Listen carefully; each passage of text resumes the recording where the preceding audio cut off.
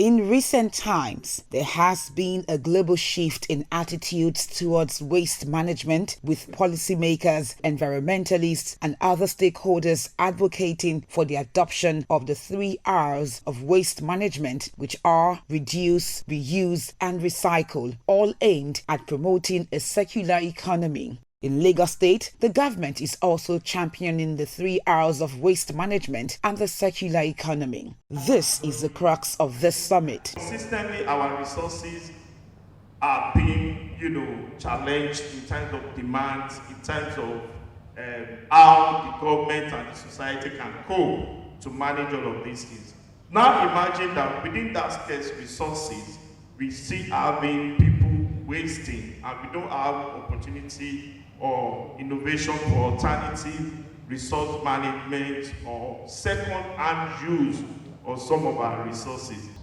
Today, the battle against plastic waste is taking place on a global scale, with new regulations demanding that government and policymakers reassess their approach to handling refuse. By adopting a circular model, it will become possible for us to collect and recycle recyclable materials on a large scale and to a high standard. Speakers say with Lagos generating tons of waste, especially plastics daily, circular economy for municipal solid waste and recyclables must be promoted and culturalized. We have about 80 billion value for the recycling economy in Lagos. So how many of those are being tapped at the moment? Maybe I'll say maybe 20-25% of it. But a lot of it has to be tapped. So youths out there, if you are saying you haven't got a job you want to do, you don't have a job, you can be an entrepreneur yourself.